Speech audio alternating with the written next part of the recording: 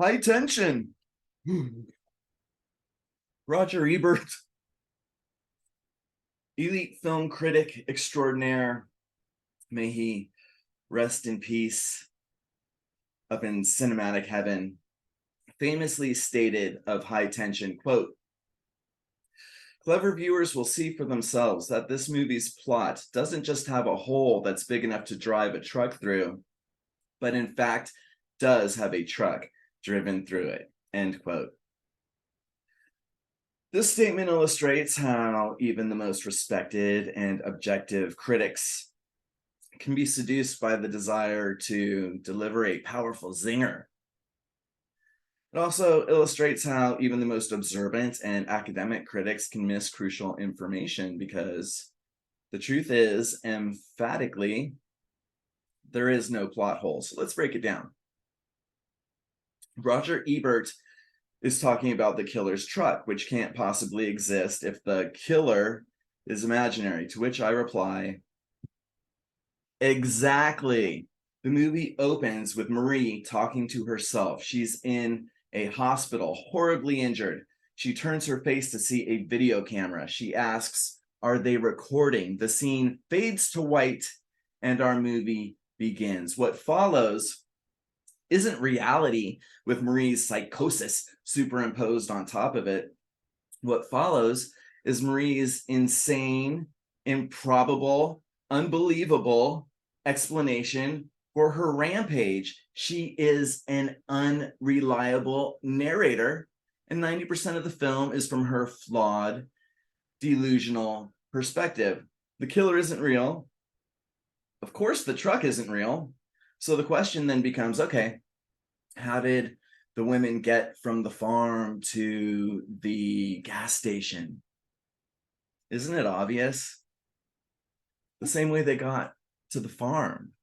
In Alex's car, I think there's a scene where the killer turns on the radio and it's set to the same station that Marie and Alex were listening to on their way up. Alex isn't in the back of a truck. She's in the back seat of her own car. Now I hear you barking, big dogs.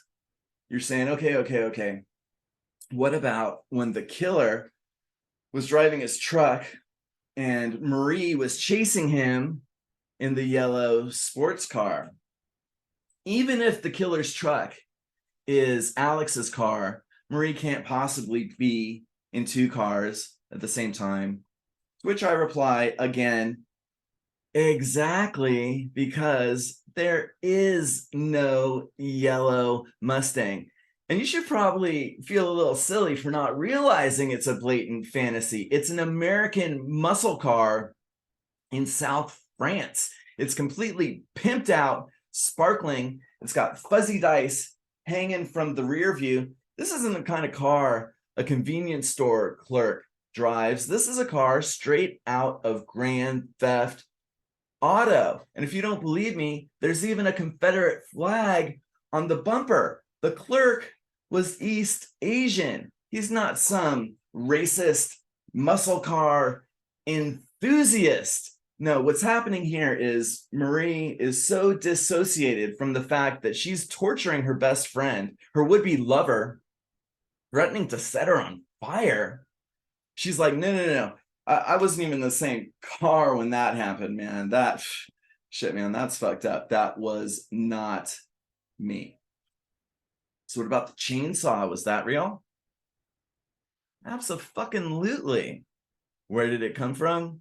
I have no fucking idea, but I assume it came from the farmhouse, just like the chains that Marie used to tie Alex up with. But you know what? All of those minor details can be explained by the major fact that Marie is telling us a story that just isn't true because it can't possibly be true. And this is true whether she knows it's true or not. So Roger Ebert, my dear deceased friend up in cinematic heaven, did you really think that Aja missed a gaping plot hole in his own film? Because I think the suggestion that any filmmaker would miss a gaping plot hole isn't just unlikely, it's pretty insulting. Well, I don't think that that assumption was very clever, sir. There's a reason high tension is the crown jewel of new French extremity, and why Alexandre Aja is an incomparable director.